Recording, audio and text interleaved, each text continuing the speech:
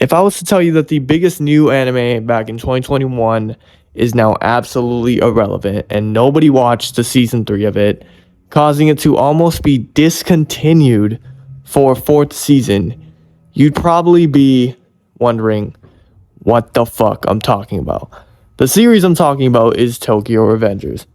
And on some real shit, guys, this series was so close to my heart at a point where I used to have this shit in my top 5. Yeah, I know. Pretty crazy. You probably don't even know what my top 5 is, but all I'm going to say is that it does not belong in there anymore. Sadly. Because at a point, Tokyo Revengers really was great. I felt the plot was very gripping. I felt the characters felt real, and I felt every single arc, it was a new situation that Takemichi had to overcome. I felt like Takemichi was a very unique main character that developed in a very unique way that I hadn't even seen in manga. And I felt like the overall just story felt very unique and something I haven't seen before. On top of that, the author did a great job of making that shit unpredictable. You couldn't tell what was going to happen next. And it was just a great read through and through. Until the final saga happened. The three deities, Kisaki Motivation, and the Kanto Manji Gang arc. Until those arcs happened, Tokyo Revengers was actually good. I'd say it stopped being good around at like after Three Deities, where the whole plane incident happened. That's where it stopped being good. But that's not what the video is about. The video is about what if Tokyo Revengers didn't fall off. Now, if you like my content, please make sure to like and subscribe. Put your comments down below on what you think about Tokyo Revengers in 2024. And yeah, let's get right into this. To give you a perspective of how big Tokyo Revengers was back in the day, I'll give you a little example. Jujutsu Kaisen, something that's going absolutely insane over the past couple months with the release of Season 2, the Shibuya arc, and just the hype the manga has generated over time. That is like selling around 700,000 copies a week for the first week of 2024. You might think that's absolutely insane. To put in perspective for you, for a week of 2024, like for a week of any like manga on your cron, a manga should sell for anywhere from like 100 to 300,000. Well, it varies from what's happening in the chapter, but 100 to 300,000 to maybe 500,000 if you're lucky, right? That's the most you'll sell in a week. That's a lot. You know what I mean? It's a lot. Now, if you're selling 700,000 in 1 week, close to 800,000, that's absolutely insane. Now, if you're selling 1,300,000 copies a week, or at least above 1 million for weeks, that is absolutely unheard of. And Tokyo Revengers did just that.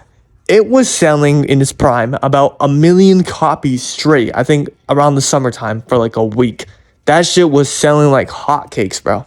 It was absolutely everywhere. If you go on Twitter, TikTok, YouTube, you would have people having Mikey PFPs, Tokyo Revengers PFPs, Kazutora PFPs, talking about theories, discussions, chapters, spoilers. It was fucking everywhere. Tokyo Revengers was so big.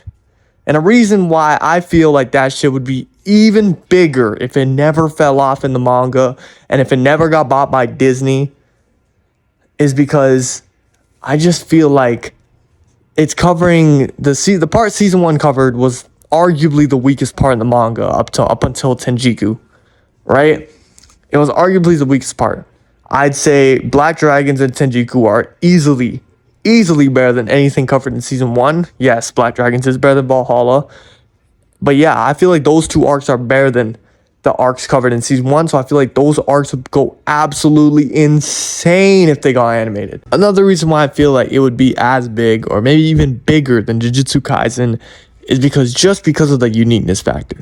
Tokyo Revengers got so big in the first place was because there wasn't really any show that was like Tokyo Revengers at the time. There's no delinquent manga that involves time travel. You know what I'm saying? It's kind of unheard of. It's two concepts that don't really mesh well together. And I feel like if the manga never fell off, the manga hype would be through the roof, right? Because in 2021, it was through the roof. 2022, I say about till the plane chapter, which came out, correct me if I'm wrong, I think it came out around March. That's when everyone started switching up on the manga itself. Now, let me tell you when the second season dropped.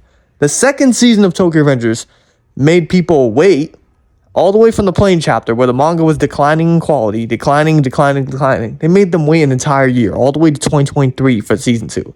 At that point, no one gave a shit.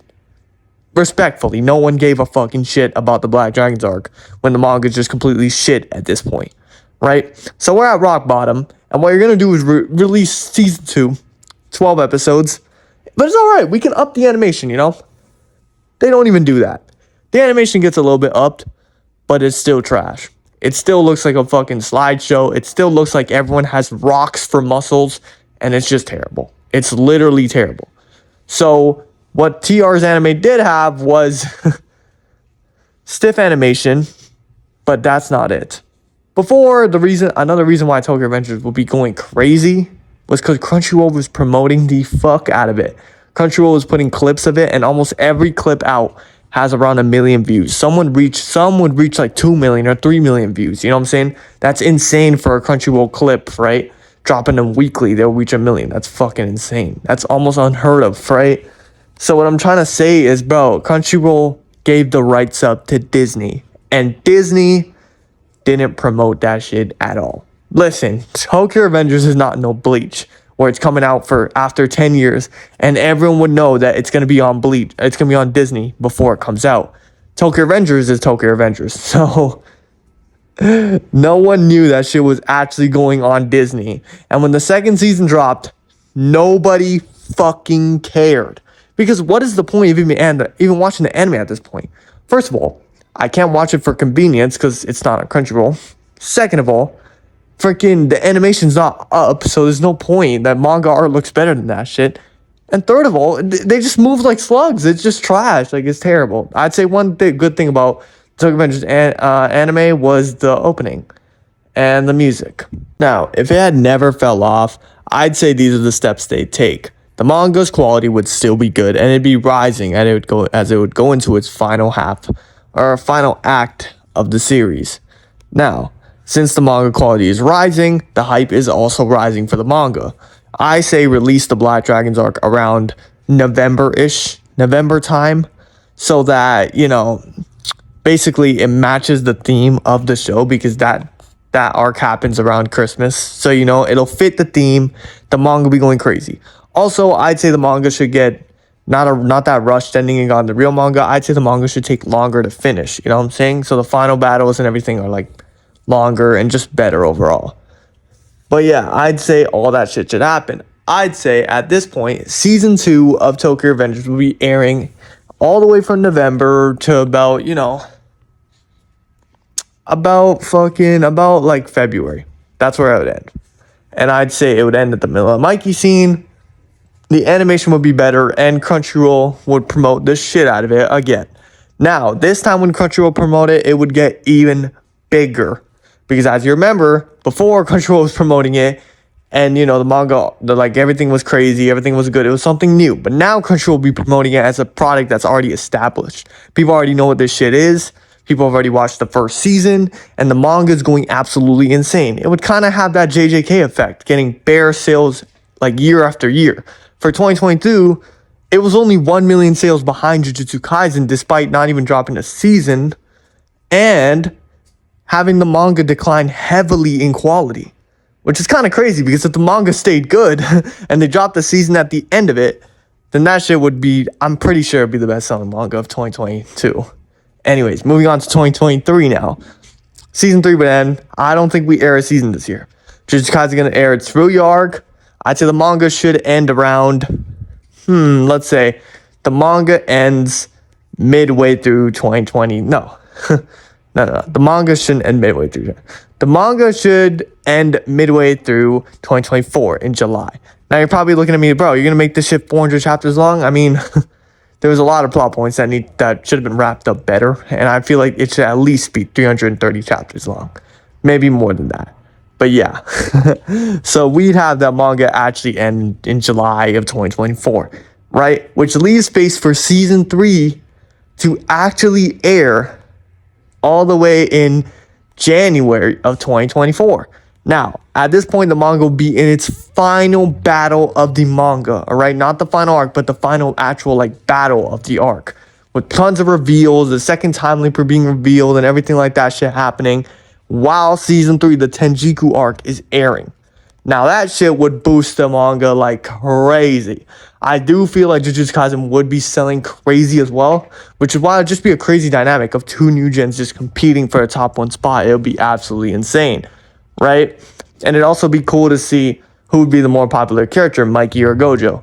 But yeah, bro, it would literally insane how popular Tokyo Revengers would get after the Tenjiku arc gets animated, promoted by Crunchyroll, and with better animation.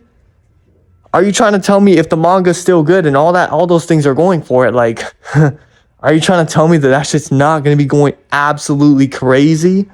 I beg to differ. I say also give Tenjiku a 24-episode season.